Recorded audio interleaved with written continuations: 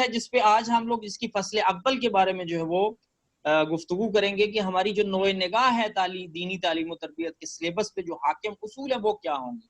دوسرا ہمارا مرحلہ جو ہے وہ فصل دوم پہ جس پہ آئندہ ہم لوگ بات کر پائیں گے وہ ہے کہ اس کتاب کے اندر جو جانچنے کا طریقہ کار ہے، جو ایویلویشن کا سسٹم ہے یا امتحانی طریقہ کار ہے وہ ہمارا کیا ہوگا، کیونکہ عموماً میں نے ایک جگہ پہ تدریس کیا اس کتاب کو تو والدین یہ چاہ رہے تھے کہ اس کا امتحان بھی لیا جائے، تو جو ہمارے ہاں کانسیپٹ ہے امتحان کا یہاں پہ تھوڑا سا اس سے ڈفرنس ہوگا، تو وہ کیا ہوگا امتحانی طریقہ کار، اس پہ ہم لوگ جو ہے وہ بات کریں گے۔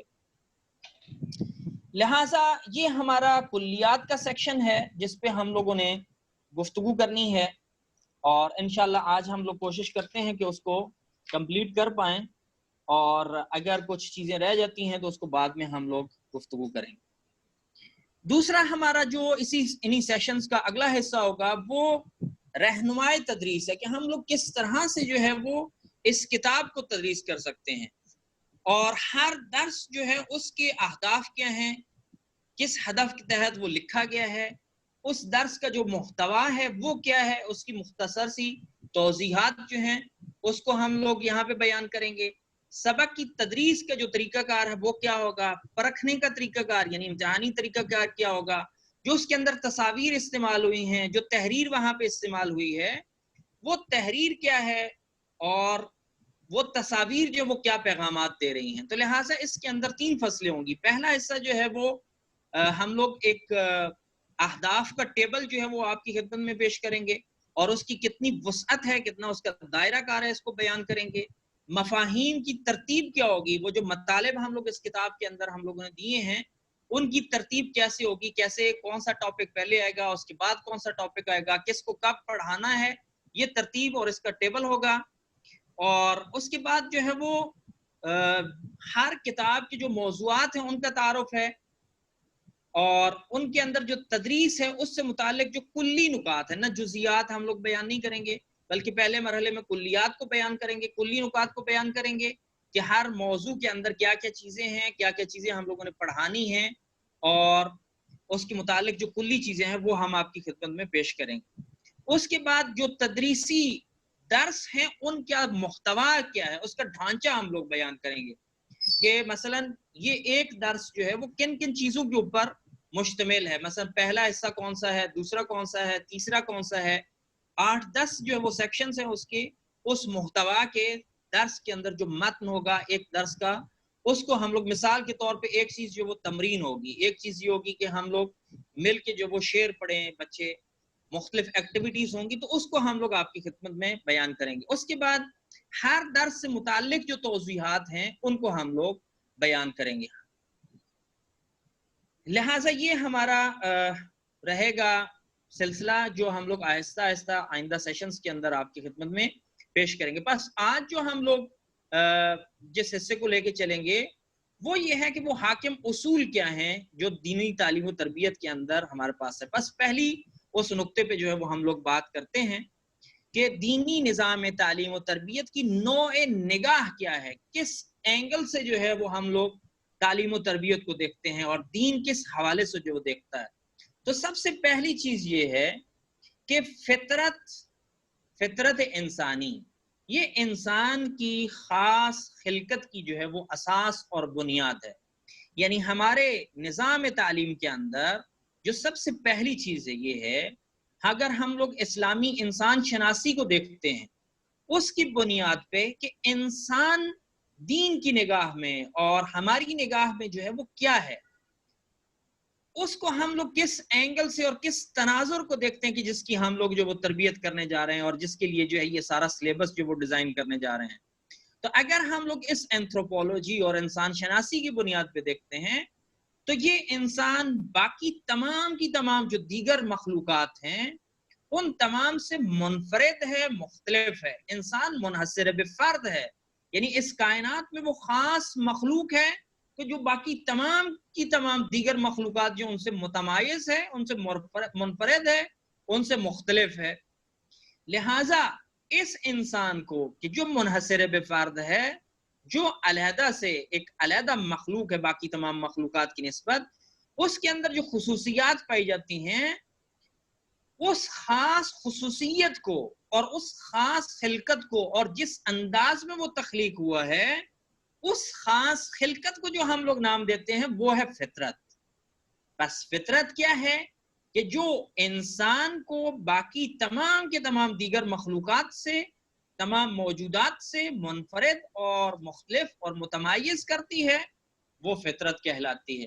اب یہ جو فطرت ہے یہ فطرت خاص استعدادوں کا مجموعہ ہے، تمایلات یعنی اس کی ڈیزائرز اور جس طرف وہ تمایل رکھتا ہے، جس طرف وہ کشش رکھتا ہے، جذب ہوتا ہے، اس کو ہم لوگ تمایل کرتے ہیں. بس اس کے اندر خاص قسم کی توانائیاں، طاقتیں، استعدادیں پائی جاتی ہیں، تمایلات پائی جاتی ہیں اور خاص اہداف اور مقاصد تک پہنچنے کے لیے اس کے اندر کچھ چیزیں جو ہے وہ پائی جاتی ہیں. یعنی بس اس کے اندر خاص مقاصد ہیں، یعنی یہ جو انسان ہے اس کا ایک خاص مقصد ہے، بلکہ بہت سارے مقصد ہیں، کچھ پہلے مرحلے کا مقصد ہے، کچھ درمیانی اور کچھ نہائی مقاصد ہیں ہمارے. بس انسان کی خلقت جو ہے وہ در حقیقت 3 چیزوں سے بنتی ہے یا اس کے اندر جلوہ افروز ہوتی ہے، یا 3 اس کی جو وہ ڈائمنشنز ہوں گی. پہلی ڈائمنشن اس کی جو وہ خاص استعداد ہے، اس کے تمایلات ہیں اور اس کے وہ خاص مقاصد ہیں. بس ہم لوگ بات کر رہے ہیں فطرت کی. بس فطرت ہمارے اس دینی تعلیم و تربیت کی بنیادی اساس ہوگی. یہ جو انسان جس کی ہم لوگ بات کر رہے ہیں، یہ انسان اس کے اندر جو چیزیں پائی جاتی ہیں وہ یہ ہے کہ انسان نیکی، خوبصورتی، زیبائی اور کمال کی طرف جو وہ تمایل رکھتا ہے. ہم لوگوں نے کہا کہ یہ انسان جو ہے، یہ فطرت جو ہے، اس کے اندر تمایلات پائے جاتے ہیں. یعنی انسان کھینچا چلا جاتا ہے بعض چیزوں کی طرف، بعض چیزوں کی طرف رغبت دلاتا ہے اور اس کی طرف جو وہ جذب ہوتا ہے. تو وہ کن چیزوں کی طرف؟ نیکی کی طرف، زیبائی کی طرف، خوبصورتی کی طرف، کمال کی طرف جو ہے وہ انسان جذب ہوتا ہے. اور یہ بنیادی طور پہ یہ ہر لفظ جو ہے ہم لوگوں نے استخراج کیا ہے، استنباط کیا خود دینی علوم سے اور دینی منابع سے، کہ انشاءاللہ آہستہ آہستہ اس پہ ہم لوگ بات کریں گے. بس اس نقطے کو ذہن میں رکھنا ہے کہ وہ جو ہم لوگ تمایلات کی بات کر رہے ہیں کہ یہ انسان کھنچا چلا جاتا ہے کمال کی طرف، خوبصورتی، زیبائی اور نیکی کی طرف. اور یہ ساری کی ساری ان کا سرچشمہ جو وہ خدا ہے. یعنی خدا جو ہے وہ صاحب کمال ہے، خدا خوبصورت ہے، خدا زیبا ہے، خدا جو ہے وہ نیکیوں کا سرچشمہ ہے. بس خداوند متعال کی جو ان تمام چیزوں کا سرچشمہ ہے، انسان ان چیزوں کے تمایل کے ساتھ، یعنی جب خلق ہوتا ہے تو یہ چیزیں اس کے اندر موجود ہیں، باہر سے اس کو ڈالنے کی ضرورت نہیں ہے، بلکہ اس کے اپنے اندر ہی موجود ہیں. یعنی اس طرح سے کہیں کہ انسان کے جو اجزائے ترکیبی ہیں اجزائے ترکیبی یا اس کے جو انگریڈینٹس ہیں انسان کے، وہ کیا ہے؟ وہ یہ تمایلات ہیں، یعنی نیکی، زیبائی، خوبصورتی اور کمال کی طرف اس کا تمایل. دوسری چیز یہ ہے کہ یہ انسان جو اس کے اندر استعداد پائی جاتی ہے وہ اس کی سوچنے کی صلاحیت ہے، جبکہ باقی تمام جانور جو ہیں وہ سوچنے کی صلاحیت نہیں رکھتے. اب چونکہ سوچنے کی صلاحیت رکھتا ہے لہٰذا اختیار بھی رکھتا ہے کہ وہ اختیار کر سکے، اچھائی اور برائی کو جو ہے وہ اختیار کر سکے. اختیار کی طاقت حامل بھی جو ہے وہ یہ انسان جو ہے وہ خیر، زیبائی اور خوبصورتی اور کمال کو دوسری چیزوں سے جو ہے وہ کیا کر سکتا ہے؟ انتخاب کر سکتا ہے کہ بہتری کو، اچھائی کو، خوبصورتی کو کمال کریں، کو انتخاب کرے. لہٰذا یہ انسان جب تخلیق ہوتا ہے اور اس کی خاص خلقت یعنی فطرت وجود میں آتی ہے، فطرت سے مراد پس کیا ہے؟ کہ انسان ان چیزوں کی طرف رغبت رکھتا ہے اور انسان کے اندر تعقل جیسی نعمت پائی جاتی ہے جو اس کے پاس خاص استعداد ہے، اور اسی اہداف کے ذریعے سے، اس خاص استعداد کے ذریعے سے اس نے اس ہدف تک جو ہے وہ پہنچنا ہے. بس ان اہداف تک پہنچانے کے لیے ان تمایلات اور یہ جو اس کے اندر طاقتیں پائی جاتی ہیں، ان کو کیسے استعمال کیا جائے کہ وہ انسان ان خاص اہداف تک پہنچ جائے، تو اس کے لیے دین جو ہے وہ آیا ہے. بس دین جو کہ راہ سعادت اور کمال انسان ہے، اسی فطرت پہ قائم ہے اور اسی کی مناسبت سے نازل ہوا ہے۔ بس انسان کا یہ جو دین جس کو ہم لوگ اسلام کا نام دیتے ہیں، یہ در حقیقت اس کی استعدادوں کو اور اس کے تمایلات کو کیا کرتا ہے، اس کے ساتھ ہم آہنگ ہے، سازگار ہے، اور اسی کی بنیاد پہ جو وہ نازل ہوا ہے۔ بس اگر ہم لوگ معذرت چاہتا ہوں، اگر ہم لوگ خلاصہ کرنا چاہیں کہ یہ جو انسانی فطرت ہے، جس کو ہم لوگ فطرت کہہ رہے ہیں، کہ جو بیس ہے انسان کی اور اس کو باقی تمام کے تمام موجودات سے جدا کرتا ہے، وہ اس کی خاص استعدادیں ہیں، اس کے اندر تمایلات ہیں، اور اس کی جو خاص اہداف ہیں، اس کو ہم لوگ جو ہے وہ فطرت کہہ رہے ہیں۔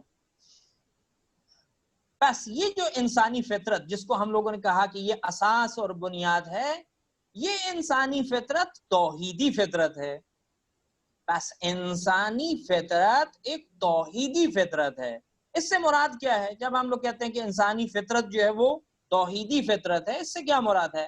اس سے مراد یہ ہے، سب سے پہلی بات یہ کہ جب انسان متولد ہوتا ہے، خلق ہوتا ہے، تو وہ تخلیق ہونے کے بعد اپنے آپ کو ایک خالق سے وابستہ سمجھتا ہے، یعنی اس کی ذات کے اندر یہ ہے کہ وہ وابستہ ہے ایک خالق کے ساتھ۔ کون سا خالق؟ وہی خالق جو تمام خوبیوں، تمام کمالات کا منبع اور سرچشمہ ہے۔ بس بڑی خوبصورت یہاں پہ چیز جو ہمیں سمجھ میں آ رہی ہے وہ یہ ہے کہ ہمارا پورے کا پورا جو ایجوکیشنل سسٹم ہوگا، جس کو ہم لوگ ڈیزائن کرنے جا رہے ہیں، یہ فطرت انسانی پہ استوار ہے، اور فطرت انسانی توحیدی فطرت ہے۔ توحیدی فطرت ہے یعنی پہلا نقطہ کہ یہ انسان اپنے آپ کو خالق سے وابستہ سمجھتا ہے، وہ خالق جو تمام خوبیوں، کمالات کا منبع اور سرچشمہ ہے۔ اور دوسری بات صرف یہ ہے کہ وہ اس کو ادراک نہیں کرتا، درک نہیں کرتا۔ فطرت انسانی سے مراد یہ ہے کہ وہ اپنے دل اور قلب اور ضمیر اور وہ جو حقیقت انسانی، اس کے اندر اس خدا کی طرف یا اس منبع کی طرف یا اس خالق کی طرف یا اس گاڈ کی طرف یا اس الہ کی طرف جو ہے وہ متمائل ہے، اس ذات کی طرف متمائل ہے جس نے اس کو خلق کیا ہے، جس نے اس کو پیدا کیا ہے۔ یعنی اس کے ضمیر کے اندر، اس کی ذات انسانی کے اندر یہ چیز موجود ہے، وہ رغبت رکھتا ہے کہ اس سمت میں جائے اور اس خالق کی طرف متوجہ ہو اور اس کی طرف جائے، یہ اس کی ذات کے اندر جو وہ موجود ہے۔ بس انسانی فطرت توحیدی فطرت ہے۔ دو نقطے ہو گئے۔ بس انسان اس خالق سے اپنے آپ کو وابستہ سمجھتا ہے اور اس ضمیر کے اندر اس خوبی اور کمالات کی طرف جانے کی جو ہے وہ تمایل، رغبت اور خواہش بھی جو ہے وہ اس کے اندر موجود ہے۔ بس دین اسلام جو دین آیا ہے یہ بھی فطری دین ہے۔ اس سے کیا مراد ہے؟ یعنی یہ آیا ہے تاکہ اس فطرت انسانی کو جس کو ہم لوگ کہہ رہے ہیں توحیدی فطرت ہے، اس توحیدی فطرت کے تمام پہلوؤں کو روشن دے، ان تمام پہلوؤں کو شکوفا کرے، ان تمام پہلوؤں کو پھول کی طرح، جس طرح سے پھول کھلتا ہے اس طرح سے اس کو کھلائے، روشن کرے اور اس کو شکوفا کرے، اور انسان کے وجود کے اندر جس طرح سے پھول کے وجود کے اندر پھلنے کی اور پھولنے کی اور ایک پھول بننے کی تمام صلاحیت موجود ہوتی ہے، انسان کی فطرت کے اندر وہ صلاحیت موجود ہے، اور یہ دین آ کے کیا کرتا ہے؟ اس کو پھلنے پھولنے کے لیے موقع فراہم کرتا ہے اور اس کی اس توحیدی فطرت کو آگے بڑھاتا ہے، اور انسان کو ایک توحیدی شخصیت جو ہے وہ ڈیولپ کر دیتا ہے۔ بس اسلام در حقیقت کیا کرتا ہے؟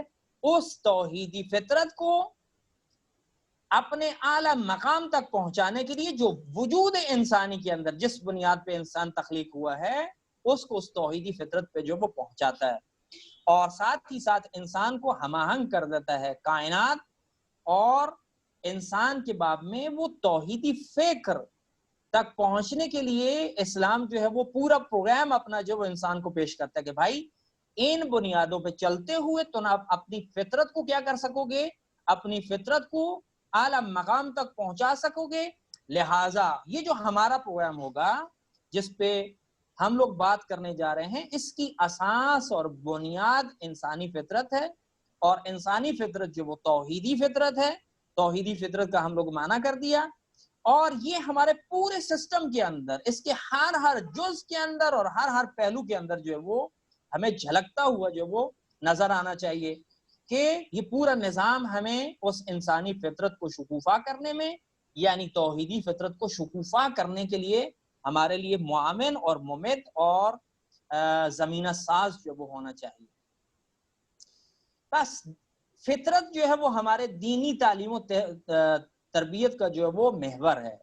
बस तालीम और तरबियत का महवर क्या होना चाहिए? फितरत को होना चाहिए। इस्लामी तालीम और तरबियत का दीगर मकातब के साथ जो बुनियादी फर्क है, जो उनको इम्तियाज और मुमताज करता है, वो भी यही है कि दीगर जो मकातब फ़िक्र हैं या जो एजुकेशनल सिस्टम्स हैं, वो एजुकेशनल सिस्टम्स और हमारे एजुकेशन सिस्टम में बुनियादी चीज ये है कि इसकी बेस और ग्राउंड फितरत है, और ये फितरत जिसको हम लोगों ने कहा कि तौहीदी फितरत है। जबकि दीगर जो मकातब हैं उनमें हर एक की बहरहाल अपनी है, लेकिन इशारा करता चलो यहाँ पे बाज लोग इंसान को एक जानवर की हद तक जो है वो महदूद समझते हैं। मसलन उमूमन जब हम लोग इंसान को देखते हैं तो उसको बाज़ औक़ात शबीह करार देते हैं एक चूहे की तरह, या उसको एक बंदर की तरह समझते हैं, या उसकी बॉडी को और फिजिक को, मसलन उस जो तजुर्बात करते हैं हम लोग समझते हैं कि इंसान जो वो चूहा है, यानी जो चीज़ें हम लोग चूहे पे एक्सपेरिमेंट करते हैं दवाइयों को, और वहां से फिर उसी को हम समझते हैं कि 90% अगर ये इसके इक्विवेलेंट है तो इंसान भी दर हकीकत यही है। या इंसान को ज्यादा से ज्यादा हम लोग गराइज का मजमूआ समझते हैं कि खाना पीना सोना, अच्छी रहायश, अच्छा मकान, अच्छी चीजें, जिस तरह से बाकी जानवर जो है उनकी ख्वाहिशात तबीई हैं, इसी तरह से इंसान की भी तबीई ख्वाहिशात हैं, उसको उस बुनियाद पे महदूद करते हैं। लिहाजा उसी के लिए वो तालीम और तरबियत का अपना पूरा सिस्टम जो वो बुनियाद रखते हैं। लेकिन हम लोग जो बात कर रहे हैं, हमारा जो दीनी तालीम और तरबियत का महवर है वो क्या है? फितरत है। यानी हम इंसान को क्या समझते हैं कि ये मुतमायिज है बाकी तमाम के तमाम जानवरों से, लिहाजा इसकी बेस फितरत है, जबकि बाकी जानवर जो है वो गराइज की बुनियाद पे जिंदगी गुजारते हैं। लिहाजा जब हम लोग ये कह रहे हैं कि ये फितरत जो है वो हमारा महवर है, तो ये प्रोग्राम इंसानी फितरत की नौए निगाह पे अपना पूरा प्रोग्राम जो है वो उसको तश्कील देगा, और इसी की बुनियाद पे क्या होगा, हमारे तरबियती उसूल, हमारे अहदाफ, हमारी रविशें जो वो भी मुअय्यन होंगी। बस हदफ जब महवर हमारा जो वो फितरत है, तो इससे हम लोग फिर उसूल भी निकालेंगे, इसी से हम लोग अहदाफ भी निकालेंगे, और इसी से हम लोग रविशें जो हैं उनको भी निकालेंगे। लिहाजा दीनी तालीम और तरबियत क्या करेगी? इंसानी जो इस्तेदाद है उसको शुकूफा करेगी, उसको इजाजत देगी कि वो खिल पाए पूरी तरह से, वो इंसानी फितरत जो वो अपने उरूज तक पहुंचे, और ये इंसान खैर जो ज़ीबाई और खूबसूरती और कमालात उसके अंदर पाए जाते हैं, उसके लिए हमारा जो सिस्टम है एजुकेशनल सिस्टम, वो उसकी राहों को हमवार करेगा और उसको जो है वो आसान बनाएगा। इसको अगर हम लोग यहाँ पे बेस हमारी जो है ये ग्रीन कलर में आप लोग नीचे देख रहे हैं, इस डायग्राम के जरिए से भी हम लोग इसको समझ सकते हैं। बस तालीम और तरबियत की जो अहदाफ हैं, उसूल हैं और रविशें हैं, वो इस फितरत से जो है हम लोग इत्तिखाज करेंगे, और इसकी बुनियाद पे हमारा एजुकेशनल सिस्टम जो वो डिजाइन हो। बस ये पहली बात थी जिसको हम लोगों ने यहाँ पे किया। यहाँ पे अगर आप अहबाब का कोई सवाल है, यहाँ तक कोई बात ऐड करना चाहते हैं तो हम लोग इस पे बात कर सकते हैं, और 10 मिनट हम लोगों ने चूंकि लिए हैं तो अगले नुक्ते की तरफ जाएंगे तो शायद हम लोग उसको मुकम्मल ना कर पाए। लिहाजा दीनी निज़ाम तालीम तरबियत के जो हाकिम उसूल होंगे, जो इसी फितरत से हम लोग हासिल करेंगे, जिसकी आज हम लोगों ने बुनियाद रखी है, इसको इंशाल्लाह हम लोग आइंदा जलसे में रख लेते हैं। लिहाजा यहाँ पे अगर आप लोगों के अजहान में कोई सवाल ईजाद हुआ है या बात करना चाह रहे हैं तो इस पे हम लोग जो वो बात कर सकते हैं। रेज हैंड करके आप लोग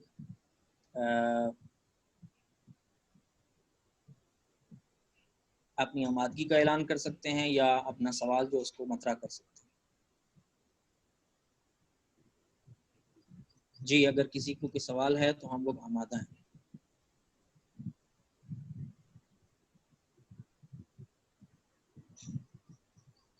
जी इरफान चौधरी साहब। अस्सलाम वालेकुम। वालेकुम अस्सलाम। ایک تو بہت شکریہ آپ کا اتنی ڈیٹیل میں بتانے کا. دوسرا آپ کے ذہن میں کیا ہے کب تک یہ ہم کتنے سیشنز میں یہ پورا کر لیں گے ٹریننگ اور یہ چیزیں؟ یہ جو سیشنز ہیں ہمارے کم از کم کلیات پہ جس طرح سے آج ہم لوگوں نے کیا ہے تو 2 جلسات جو ہیں ہمارے اس حاکم اصولوں پہ لگ سکتے ہیں، یعنی 40 منٹ کے 2 سیشنز. اور پھر ہم لوگ جو ٹریننگ سیشنز ہمارے 2 جلسات ہمیں مزید چاہیے ہوں گے جس میں ہم لوگ جو کتاب ہے اس کے متعلق ہم لوگ کلی بات کریں گے. اور پھر ہر درس کے بارے میں ہم لوگ ہمیں تقریباً کوئی 8-10 جلسات کی ضرورت ہوگی. البتہ اس کو ہم لوگ باقی روشوں کے ذریعے سے بھی استفادہ کر سکتے ہیں کہ آپ کو ٹیکسٹ دے دیا جائے، آپ خود سے مطالعہ کریں، پہلے 1-2 چیزیں جو کلیات ہیں وہ آپ کی خدمت میں جب پیش ہو جائیں. یعنی خصوصاً ہمیں 5 سے 6 جلسات کم از کم مزید جو وہ چاہیے ہوں.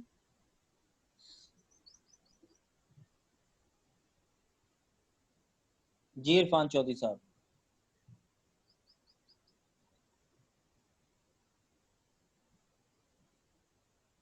عرفان چودھری صاحب اگر آپ مزید کوئی بات کرنا چاہتے ہیں تو، اگر کوئی اور بات کرنا چاہیں ریلیونٹ ٹو دا ٹاپک، اگر کوئی بات کرنا چاہیں جو یہ آپ کیسے روزانہ سیشن رکھنا چاہ رہے ہیں یا کچھ دنوں بعد ہوں گے؟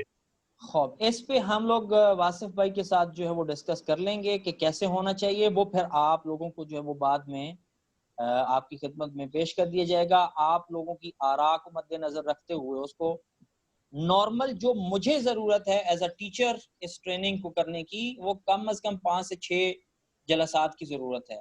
لیکن اگر آپ لوگوں کے پاس ٹائم نہیں ہوتا، وہ واصف بھائی اس کو بہتر جانیں گے، تو اس کو پھر ہم لوگ ڈسکس کر کے آپ کی آراء کے ساتھ وہ اس کو کمپائل کر کے آپ کو جو وہ اعلان کریں گے. لہٰذا اس کو بہتر ہے کہ یہاں پہ ڈسکس نہ کیا جائے. یہاں پہ جو ہم لوگوں نے آج پیش کیا آپ کی خدمت، اس پہ اگر آپ گفتگو کریں، اس کو آپ واصف بھائی کے ساتھ جو گفتگو کیجیے. کیونکہ ہمارے ساتھ جو شیئر کیا گیا تھا کہ کس کے بارے میں یہ سیشن ہوگا، اس میں یہ سب چیزیں شامل تھیں کہ یہ 4-5 چیزوں پہ ڈسکشن ہوگی. اب ظاہر ہے ان چیزوں کو ہم لوگوں نے ان کے ساتھ واصف بھائی کے ساتھ جو وہ بات کی تھی، ظاہر ہے اب اس کی بیس جو ہے وہ جس نظام کو ہم لوگ پڑھانے جا رہے ہیں اس کی بیس ایک 40 منٹ کے جلسے کے اندر تو نہیں سمجھائی جا سکتی، طبیعی سی چیز ہے. تو یہ باتیں انہوں نے وہاں پہ لکھی ہیں اور وہاں پہ انہوں نے یہ طے کیا تھا کہ ہم باقی لوگوں کو اس چیز سے آگاہ کر دیں گے اور پھر اس کے بعد جو وہ آگے بڑھ پائیں گے انشاءاللہ. ہم لوگ اگر آپ لوگ محسوس کرتے ہیں کہ یہ بہت زیادہ ہے، طولانی ہو رہا ہے، تو اس کو شارٹ کیا جا سکتا ہے، لیکن اتنا شارٹ نہیں کیا جا سکتا کہ اس کو ایک ہی جلسے میں جو وہ ختم کر لیا جائے. کچھ ٹیکنیکل ایشوز. جی جیسے واصف بھائی نے اعلان کیا کہ جولائی میں ہم کلاسیں شروع کر رہے ہیں، یہ جون چل رہا ہے ابھی، تو وہ ہم نے دیکھنا ہے کہ اس سے پہلے کیا ہم ہر چیز کمپلیٹ کر لیں گے. عرفان بھائی میں جس طرح سے میں نے آپ کی خدمت میں پیش کیا کہ اگر ہم لوگ اس بات کو واصف بھائی کے ذریعے سے کریں اور وہاں پہ ڈسکس کریں تو زیادہ آسانی ہوگی آپ کے لیے بھی، میرے لیے بھی، اور باقی جو احباب یہاں پہ بیٹھے ہیں ان کے لیے بھی. آپ کے ٹیکنیکل ایشوز کیا ہوں گے وہ وہاں پہ ڈسکس کرنا چاہیے، یعنی علیحدہ فورم پہ ہمیں ڈسکس کرنا چاہیے. یہ چونکہ ٹریننگ سیشن ہے، یہاں پہ سارے سوالوں کے جواب ہم لوگ نہیں دے سکتے. اگر آپ میری رائے ایگری ہوں تو اجازت چاہتا ہوں. واصف بھائی اگر آپ اس میں ایڈ کر دیں تھوڑا سا تاکہ یہ احباب جو ہیں آسانی ہو جائے ان کو سمجھنے میں.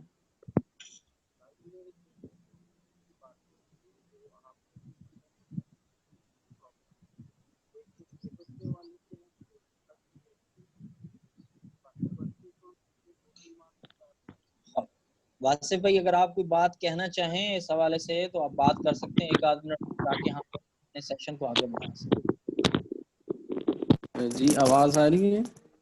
جی جی سوری مائک کا مسئلہ تھا. میں یہ عرض کر رہا ہوں کہ جو جولائی میں سٹارٹ کرنے کے حوالے سے ہے اس میں ہم پچھلے 2-3 ماہ سے ورکنگ کر رہے ہیں اسکول کے حوالے سے، اور جو میجر پرابلم ہمارے ساتھ آ رہی تھی ایک تو سلیبس کے حوالے سے تھی، دوسرا ٹیچرز بھی موسٹلی ہیں اویلیبل جتنی ریکوائرڈ ہے سٹارٹ میں ہمیں.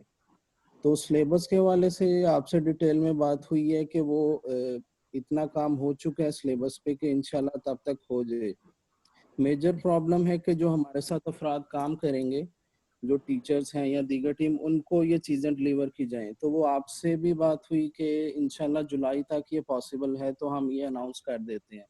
اور گروپ میں بھی ہوئی کہ بھئی تب تک انشاءاللہ یہ چیزیں ہو جائیں گی مینیج، اور ہو جائے گا انشاءاللہ. تب تک کورس بھی سب کو ہم نے ڈلیور کرنا ہے، جو بھی چیزیں کلیئر ہیں. اور یہ ٹریننگ سیشن تو اسکول شروع ہونے کے بعد بھی چلتا رہے گا. ہم 1 ماہ بعد کریں، 2 ماہ بعد کریں، پریکٹیکلی جب سٹارٹ کریں گے اس میں کیا پرابلمز آ رہی ہیں، یہ چیزیں ساتھ ساتھ چلتی رہیں گی. باقی جی بہت شکریہ. جی باقی ہم اگر آپ انشاءاللہ بات کریں گے مزید اس کو. جی جی بہت تو آپ شکریہ. اس کو، باقی اب آپ میرا خیال ہے کو ابھی 40 منٹ پورے ہو جائیں گے. ابھی اگر دیکھ لیں مزید 40 منٹ کے لیے پاسبل ہے کہ نہیں ہے، اس کو وائنڈ اپ کرنا میرے دیکھ خیال لیں جس میں طرح سے. زیادہ افراد کو جو ہے وہ اس طرح سے باؤنڈ کرنا صحیح نہیں ہے، لہٰذا آج کے ٹھیک ہے، سیشن کو ہم لوگ یہیں پہ کمپلیٹ کر لیتے ہیں. آپ باقی احباب کے ساتھ ان کی فیڈ بیک، ان کی آراء جو ہیں ان کو لینے کے بعد جو ہے ہم لوگ بہتر رہے گا کہ مزید اس سلسلے کو آگے بڑھائیں. اگر وہ محسوس کرتے ہیں کہ یہ مفید ہے تو پھر ہم جی لوگ اس کو جو وہ اس پہ بات جی کریں گے. نیکسٹ آئندہ جو سیشن ہم سب کے لیے سب سے آراء لے کے تو انشاءاللہ پھر میں آپ سے رابطہ جی رکھوں گا کہ کب پاسبل ہے. ٹھیک ہے. آج اگر کی صاحب جو ہم لوگوں نے کلی بات کی ہے اس کا اگر ہم لوگ خلاصہ کر دیں کلاس ختم ہونے سے پہلے، کہ ہمارا جو بنیاد ہوگا اس نظام تعلیم و تربیت کا وہ فطرت ہے، انسانی فطرت کی جو اس کو باقی تمام کی تمام مخلوقات سے جدا کرتی ہے. اور یہ انسانی فطرت جو ہے وہ ایکول ہے توحیدی فطرت کے، اور اسی توحیدی فطرت سے ہم آہنگ جو ہے وہ ہمارا دین اسلام ہے. اور اسی توحیدی فطرت کو اپنے اس حقیقی مقام پہ پہنچانے کے لیے جو ہے وہ اس دین کو جو ہے وہ خداوند متعال نے بھیجا ہے.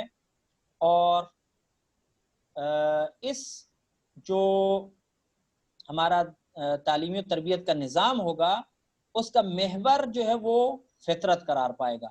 اب اس فطرت پر جو ہم لوگوں نے اس کو قرار دیا ہے، اس کے بعد ہمارے پاس جو دینی تعلیم و تربیت کے جو حاکم اصول ہوں گے اس پہ آئندہ جلسے میں ہم لوگ بات کریں گے. یہاں تک اگر کسی کے ذہن میں کوئی سوال ہو، کوئی نقطہ ہو، ہمارے محترم اساتذہ اس پہ بات کرنا چاہیں تو ہم لوگ ان کی بات سننے کے لیے آمادہ ہیں.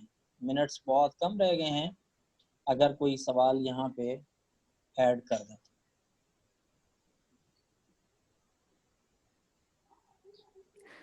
جان اگر 1-2 منٹ میں آپ بتا سکیں کہ نیکسٹ کے لیے کیا ٹاپک ہوگا. 1-2 نیکسٹ ٹاپک جو ہے وہ ہمارے تعلیم و تربیت پہ حاکم اصول ہیں. اگر آپ لوگ کہیں تو میں اس کو دکھا دیتا ہوں کہ سب سے پہلا اصول جو ہے وہ قرآن کریم، سنت اور سیرت معصومین علیہ الصلوۃ والسلام جو ہیں وہ ہمارے لیے بنیاد ہیں، جو اسی فطرت سے اخذ ہوگا. جدید تعلیم و تربیت کی روشیں ہیں، بچوں کی سطح اور توانائی کو جو ہے وہ ہم لوگوں نے مد نظر رکھا ہے اس سسٹم کے اندر. اور پھر جو ہمارے عقائد ہیں وہ بنیادی طور پہ زمینہ قرار پاتے ہیں تاکہ بچے عمل کر سکیں. اس کے بعد سیکھنے سکھانے کی جو کیفیت ہے اس پہ ہم لوگ بات کریں گے، یہ بھی ایک اصول ہے ہمارے ہاں. دین کی ضرورت کے احساس کی تقویت یہ ایک اصول ہے. جو ہمارے رول ماڈلز ہیں ان کو ہم لوگوں نے کس طرح سے بہتر انداز میں پیش کرنا ہے، آرٹ کے ذریعے سے، ہنر کے ذریعے سے. اور بچوں